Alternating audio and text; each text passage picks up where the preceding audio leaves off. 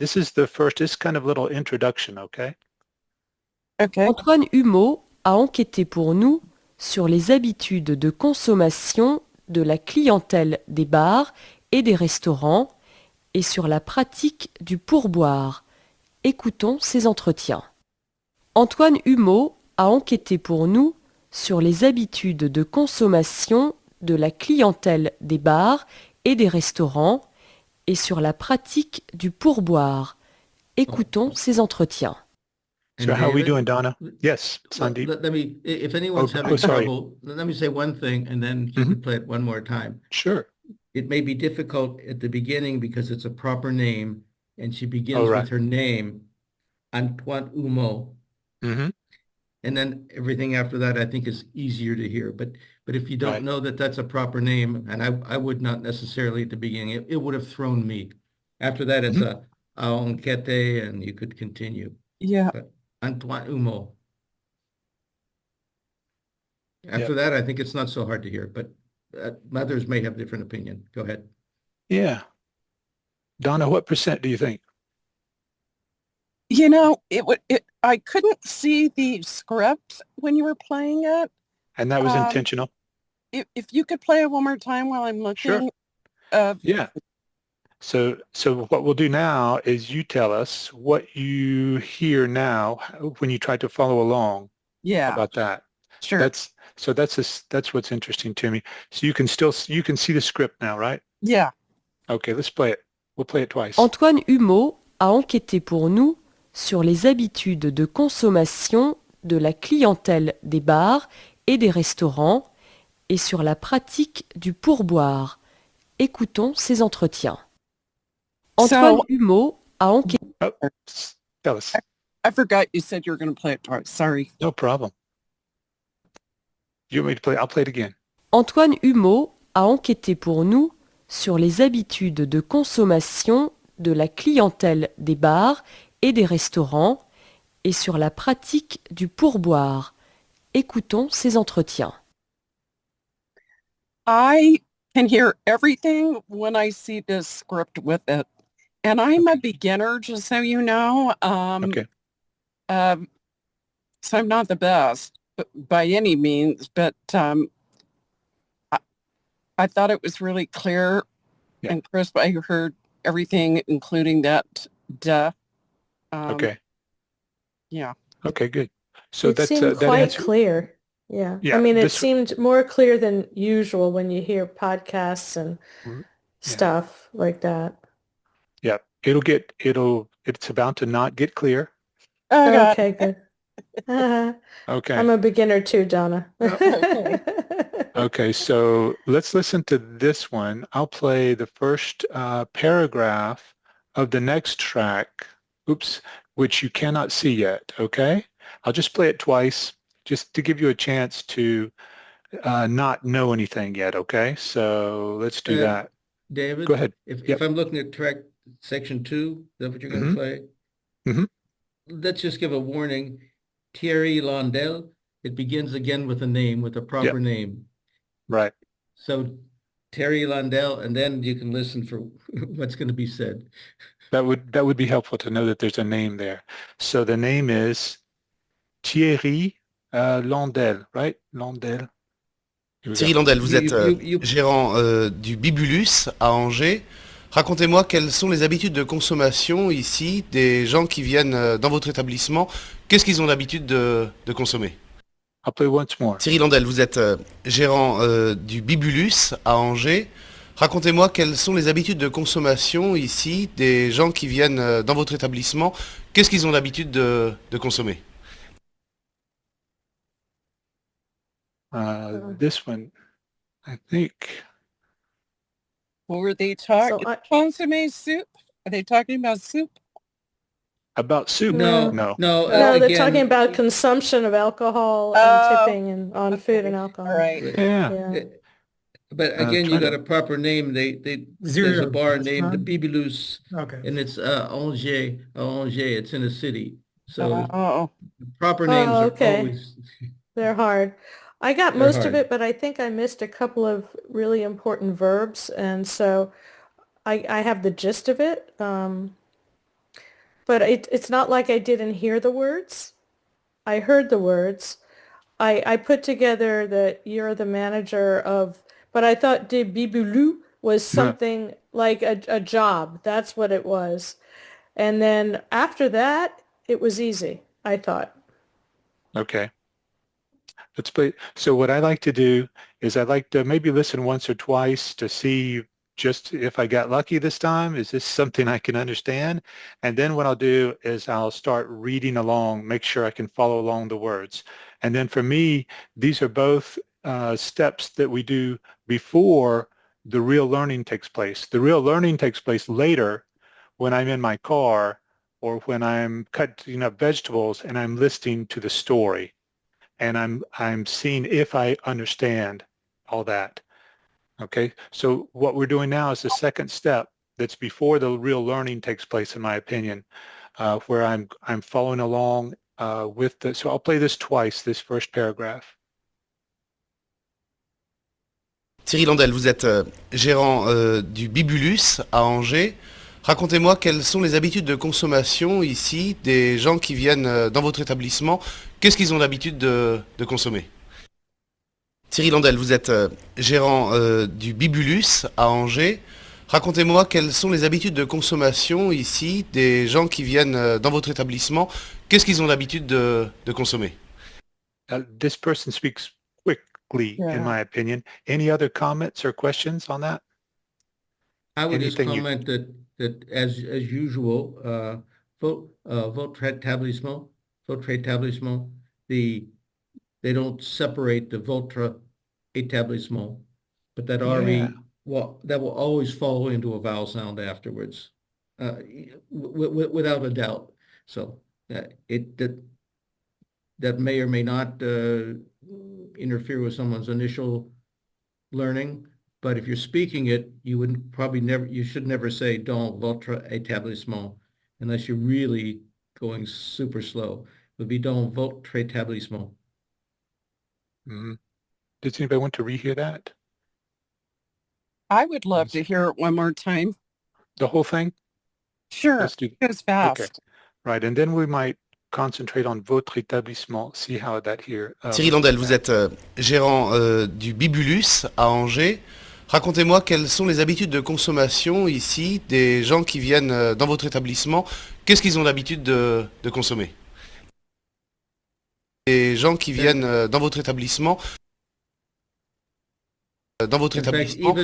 It's even worth noticing with the open syllabication that the TR actually sounds like it belongs to the next word. Votre établissement. Votre établissement. Okay, let's listen to that. Dans votre établissement. Well, he says it so quickly. How about we listen to the next paragraph? Okay, so I'll do it once without. We'll do it twice without seeing it. Well, you can see the bottom line, I think. Let's do it twice. Bon, je pense que la première consommation qui me vient à l'esprit tout de suite, c'est la bière, hein, le demi-pression. C'est à peu près 50% de mon débit, quoi. Bon, je pense que la première consommation qui me vient à l'esprit tout de suite, c'est la bière, hein, le demi-pression. C'est à peu près 50% de mon débit, quoi.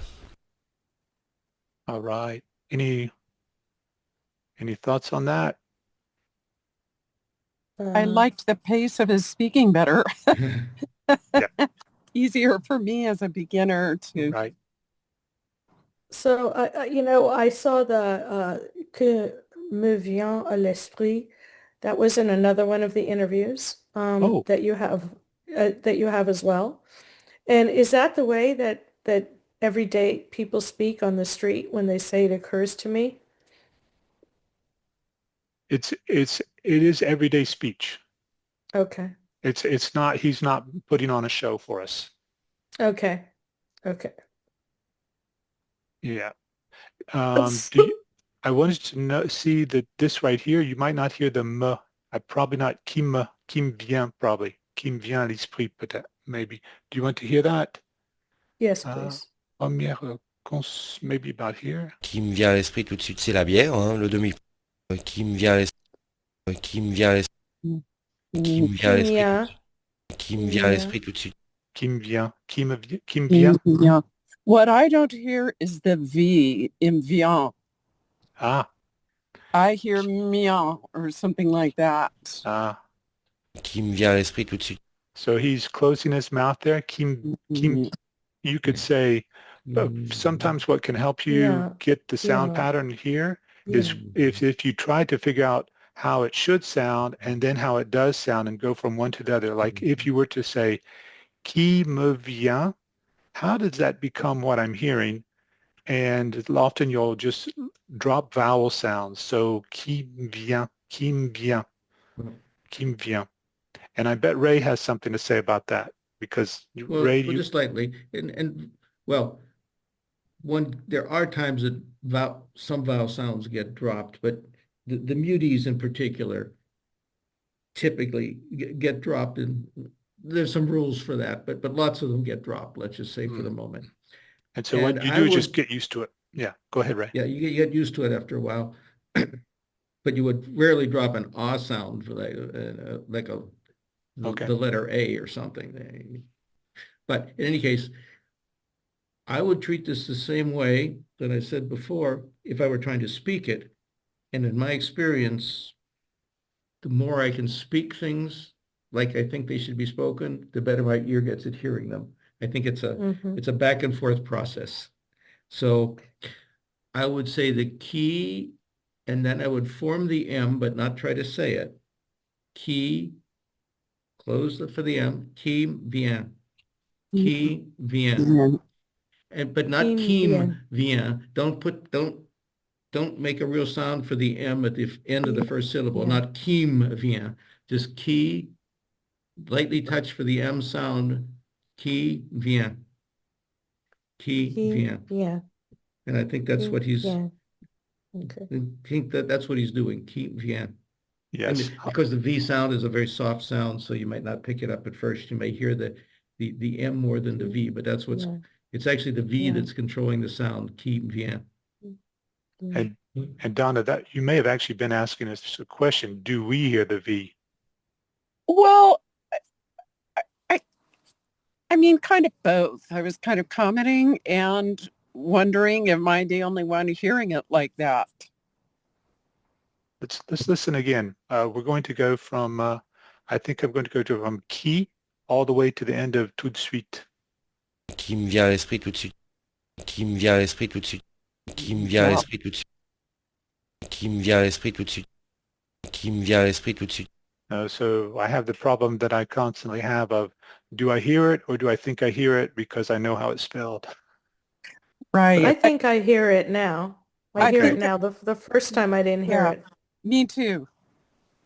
So what we do is what I do is I want to consider this sound pattern kind of like a bug that I'm putting in a collection. First I need to inspect it really closely and see if I can hear it as well as I hear all of the sounds and see it as well as I can. And I do that by maybe listening it quite a few times and seeing what the sound really is. I get to where I can really know it. And then as we're listening later on, we're hearing this sound again and we remember what the meaning was. And I think we're associating the sound pattern with the meaning, with the idea, so that later when we hear the same sound pattern, we don't really realize that we're not hearing all of the words that are on the page or all of the letters that are on the page. We're just hearing a sound pattern that's already associated with an idea or an image. Well, I think, David, when I've heard it said that when we're listening, about 50% is actually the sound that we're hearing, and about 50% is what our mind thinks is going to happen, and it comes together. And so sometimes you even can think you hear things when they're not there. But I think it's helpful to know, for example, in those mutees, that you should not be listening for the qui me vient, because that is just not going to be there. It's not something. It's not there a little bit. It's just not there at all. So you shouldn't waste time trying to force yourself to hear that. Now you had right, and Ray, okay, yeah. So when you're listening, don't worry too much about some of these sounds you don't hear. They're just not there. And what about tout de suite? You can listen to, yeah, I say toot sweet, toot sweet. Sweet. To the extent you'll hear it, it'll sound like a T, but it's again one of those two. Then the tongue just closes as if you were going to make a D, but you don't enunciate it. Toot sweet. So if you hear it, it's going to sound, to the extent you'll hear it, it'll sound more like a T because there's no vibration for the D on it. Pris tout de suite. Pris tout de suite. Tout de suite. Tout de suite, he seems to say. Can you say that? Tout de suite. Tout de suite. Tout de suite. Tout de suite. Tout de suite. Tout de suite. Tout de suite. Sweet. How about? But it would be a bit of a mistake to try to actually say a T sound and actually say toot sweet. Toot sweet. Let's see if we hear this le en demi-pression. I can't remember why I marked that. Le. C'est la bière, hein, le demi-pression. Yeah, he does say it. Le demi-pression. C'est la bière, hein, le demi. Le demi. Okay. Let's. I've got a lot of stuff on the next track, so I don't want to. This alors. Oh, I forgot what we're doing here. I was going to let you hear this without seeing the transcript, but since I've got it up, let's just listen and see if we can follow along with that one. How about that? Next paragraph. Okay, next paragraph. So let's just follow along. Quand ils demandent une bière, vos clients, ils appellent ça comment? Ils prennent quoi? Une pinte, un demi, une pression, une bière? Qu'est-ce qu'ils demandent exactement? I'll play it again. Quand ils demandent une bière, vos clients, ils appellent ça comment? Ils prennent quoi? Une pinte, un demi, une pression, une bière? Qu'est-ce qu'ils demandent exactement? Okay. Any comments or questions? I was going to mention. Just as usual, the D at the end there is going to sound like a T because that's what always happens when the D connects with the liaison. Let's listen to that. So we're talking about this one right here, right? Yeah. So Donna, do you hear the T on the con? But before you go, but when you finish it, he'll say exactement. And I said there's kind of these rules for when muties get dropped and they don't, they're not always followed. But typically they try to avoid three consonant sounds in a row. So instead of saying exactement, you'll actually hear exactement. You'll hear the muty sound you'll hear that muty sound in the middle, exactement. Because it's a CT before it. If you dropped it, you'd have a CT and then an M, and that's just too hard to make those things. So that muty will not get dropped.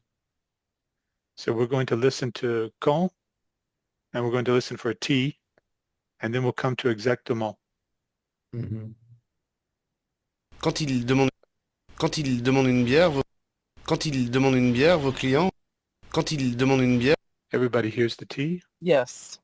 Great. And let's listen to exactement. Should be about here. I have another screen you can't see here. Qu'est-ce qu'ils demandent exactement? Qu'est-ce qu'ils demandent exactement? Qu'est-ce qu'ils demandent exactement? Yep. You hear 4 syllables, exactement. Oui. All right. Now, another paragraph. I'll play it twice without looking at it. Sandeep, have you heard this one? Have you already listened to this one before? Or is this fresh for you? Sandeep's working, so he might not be able to talk. Oh, he's on mute. You're on mute, Sandeep. Yeah, fresh. Okay. Yep. I know that you like to listen to things without the transcript first. Yeah, so this is good. Okay, good. All right, here we go. En général, ils demandent un demi-pression. Hein. C'est bon, quelquefois la pinte aussi, surtout pour les étrangers, mais bon, les Français boivent en général un demi. En général, ils demandent un demi-pression. Hein. C'est bon, quelquefois la pinte aussi, surtout pour les étrangers, mais bon, les Français boivent en général un demi. So the French usually a half a pint. Some people a pint, but the French usually a half a pint. Yeah, Is that what it's basically? Okay. Yep. Here we are. I put it up on the screen. I'll play it. How about I play it twice? And then if there are no questions, we'll just move on. En général, ils demandent un demi-pression. Hein. C'est bon, quelquefois la pinte aussi, surtout pour les étrangers, mais bon, les Français boivent en général un demi.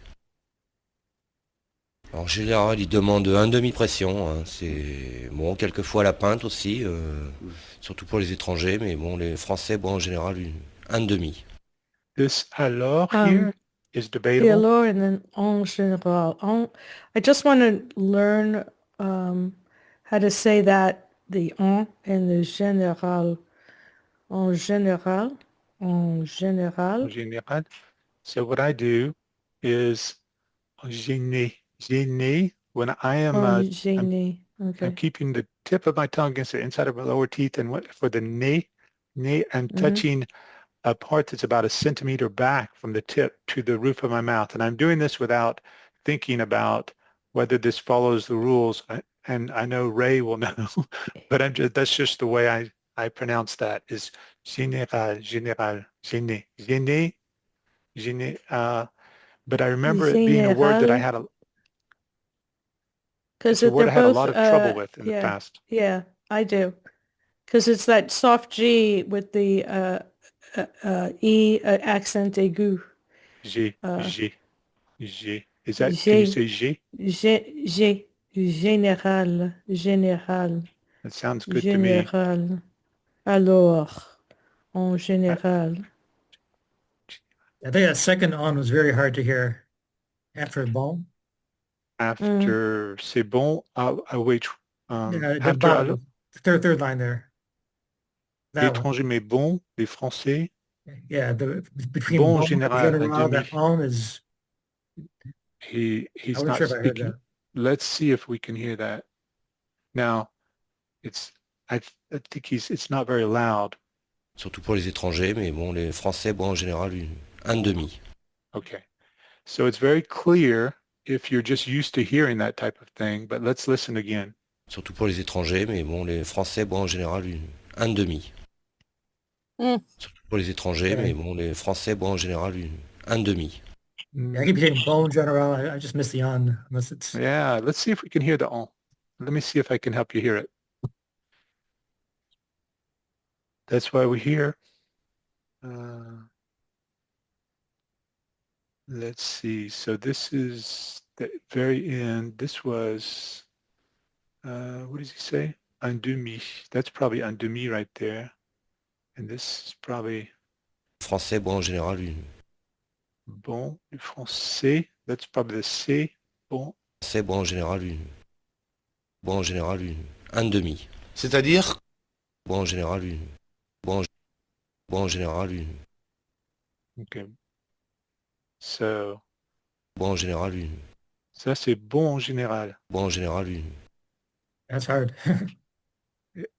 Yeah, probably the bon en is not at all clear because those are two vowel sounds together. And what makes it clear for us is the général afterwards. Maybe that's the clearest part. Bon, en général, I'm not even sure he says the bon and the en aren't too clear for me, that there's a difference there. Altogether, it's super clear for me. No problem, but only because I've been living in France here and I'm used to hearing the sound. So would you think you would, like if you were listening to this again in a month, do you think you would, what would happen? Would that be a blur? Like me? Mm-hmm. Yeah.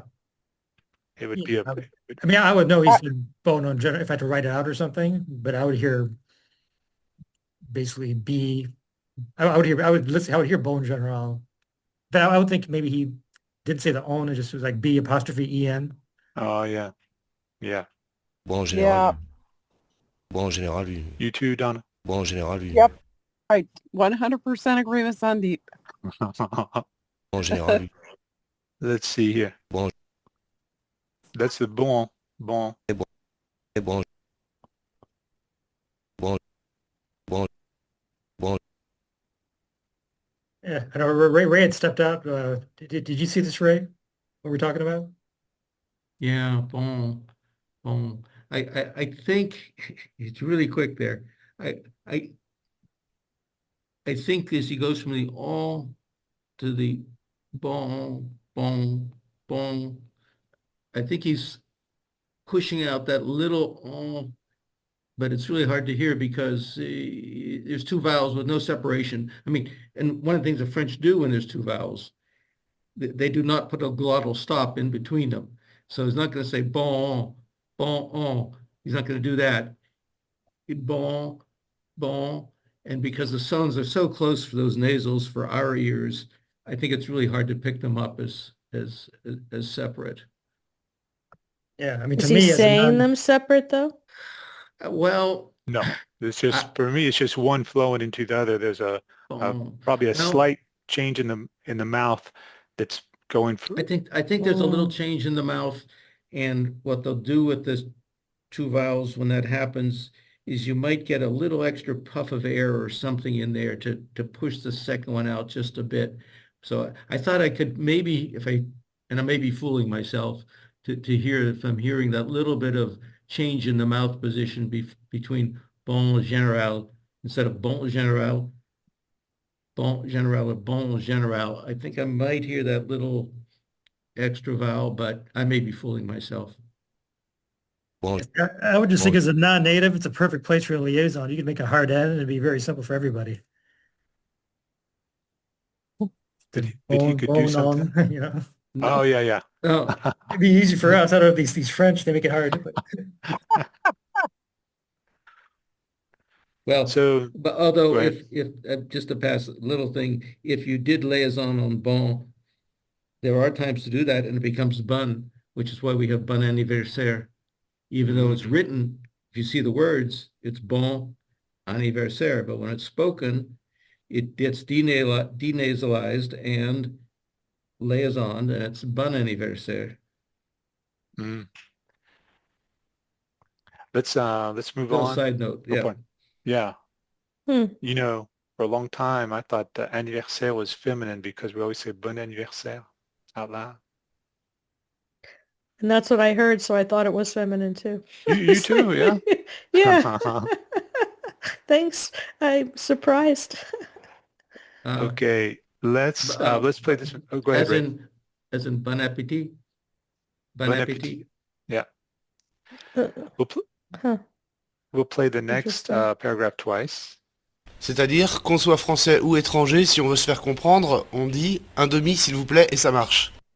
C'est-à-dire qu'on soit français ou étranger, si on veut se faire comprendre, on dit un demi s'il vous plaît et ça marche. So they don't even have to say beer, they just say a half. In context, yes. Yeah. C'est-à-dire qu'on soit français ou étranger, si on veut se faire comprendre, on dit un demi s'il vous plaît et ça marche. How about si on veut se faire comprendre, ça va là? C'est-à-dire qu'on soit français ou étranger, si on veut se faire comprendre, on dit un demi s'il vous plaît et ça marche. I think that's very fast. Is it si on veut se faire, veut se faire? C'est-à-dire qu'on soit français ou étranger, si on veut se faire comprendre, on dit un demi s'il vous plaît et ça marche. Ou étranger, si on veut se faire comprendre. Si on veut se faire comprendre. Si on veut se faire comprendre. Yeah, si on veut se faire comprendre. On veut se faire. Yeah, I think the muti is left out there. Veut se faire. Yeah. Let's si on veut se faire comprendre. Oh, I forgot. Let's see. How about the next one? This is the end of the, and then the next track is really interesting. Voilà, un demi ou également une pression, quoi. Donc c'est à moi de proposer mes différentes bières pression. Voilà, un demi ou également une pression, quoi. Donc c'est à moi de proposer mes différentes bières pression. Voilà, un demi ou également une pression, quoi. Donc c'est à moi de proposer mes différentes bières pression. And we'll play it again, so you, now voilà, un demi ou également une pression, quoi. Donc c'est à moi de proposer mes différentes bières pression. Oh, interesting. So c'est à moi, that means it's my turn. It's or it's my responsibility. C'est à moi. So when we're playing a card game, c'est à qui? Whose turn is it? C'est à qui? Let's keep this thing going. C'est à qui ça? C'est à qui? Also, notice that he does pronounce the T on différente. It's necessary, and he takes the time to pronounce it. Let me see if I can. Let's play. Well, I'll play from the beginning of the paragraph. Voilà, un demi ou également une pression, quoi. Donc c'est à moi de proposer mes différentes bières pression. Well, we don't hear it too well, do we? Différentes bières pression. Différentes bières pression. Différentes bières pression. pression. Different beer. Not a lot. Ah, Not a lot. well, and I think this is one of these ones where if to the extent you hear the T, it's going to sound more like a D because because the B that's followed it is voiced B. Okay. So différent, just put the mouth where the T would be. Différent bière. Différent bière. And if your ear hears it at all, it's going to hear it like a D. Try that again. I think that's what I heard. Différentes bières pression. Différentes bières pression. Différentes bières pression. Différentes bières pression. Différentes. Sounds like a D there. Well, that's what I'm saying. The mouth goes as if it's going to make a T, but you don't actually pronounce it. Différentes bières. I would say that there has to be something there to represent the T. Oh yes, no, absolutely. It's because otherwise you got a grammar problem. If it would be différent bière is different than différent bière. Mm. Try saying it with and without. Différent bière. Différent bière. It's that little stop in the sound where it just touches. Right. So it's slight, but the speaker has to make it. Otherwise, it could lead to confusion because bière is feminine. So the other thing you all know about quoi. We were all maybe even if you're new to French, you heard a little bit, so you've already heard quoi, right? Yeah, that's like, like we say, Is that okay? They usually say very quickly. Impression quoi? Impression quoi? Impression quoi? No? I usually find that it's always easy to hear. I'll say it that way. Do you agree? Yes, it's just that they say it like there's no hesitation between their phrase and then, like they go, a draft, a draft, it's like follows it. It seems to be that there's no space. Yeah. Like I would go, well, I agree. I would make my statement in English and then I would say, like and emphasize it. But this is more like quoi, just real fast. Am I wrong? It does seem to be attached to the sentence. Okay. Voilà, un demi ou également une pression, quoi. Donc c'est à moi de proposer mes différents. Également une pression, quoi. Également une pression, quoi. Okay. Pression, quoi. Yeah. All right. So here's the next one. Oh, I was also going to take a minute. So tell me if you like these flashcards. Do you see my screen? Yeah. Mm-hmm. Okay. So, let's, we have another person coming in. I made a mistake and I closed the thing down.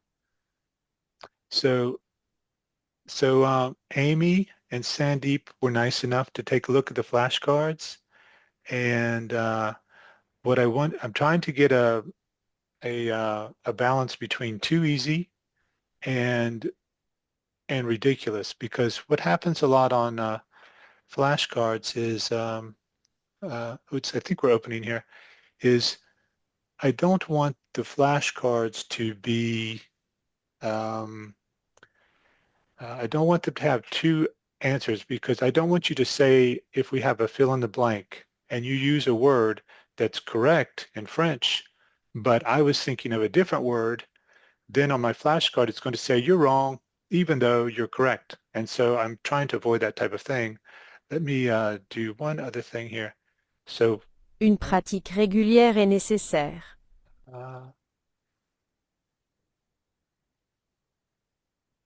Okay, so if we do this, save, and then, so tell me, we're going to only not take long on this, but I'd like you to let me know if you like this format here. So if I study here, it's going to be like this. So what would you say here? You think you'd say de or pour? Pour. Pour. Yeah, you're all right. Merci pour ce joli bouquet de fleurs. Bouquet de fleurs. Again, Ray, so I heard bouquet de fleurs, bouquet de fleurs. So he didn't have the T because it's not pronounced, but the D kind of attached to bouquet, and what you don't say the D, you just mouth it, and then it comes out beautifully.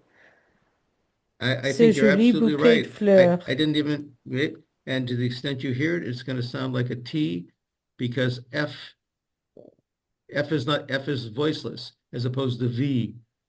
Mm-hmm. If you had, would be nonsense, but if you said a bouquet of glasses, bouquet de verre, bouquet de verre, it would sound more like a D, bouquet de verre. But here you're gonna, as you exactly correctly got it, it sounded like a T because bouquet de fleurs. Because F is not, I think everyone knows when I'm saying voiced and voiceless, right? Yes. Well, if they don't, oh, good, okay, yeah. Well, the difference is when you say something, a consonant is voiced, it has a vibration in it, and they often occur in pairs. So V and F, the mouth position is the same, but one gets the larynx involved in vibrating. And so the F is voiceless and the V is voiced, we say. And the D and the T are in the same place, but D has a little vibration in it. And that's considered voiced as opposed to T is voiceless. So in this case, as you pointed out, because it's in front of the F, that initial sound is going to sound to our ears like a T, even though no one's trying to actually make it sound like a T. They're just putting the mouth in the T position. So interesting.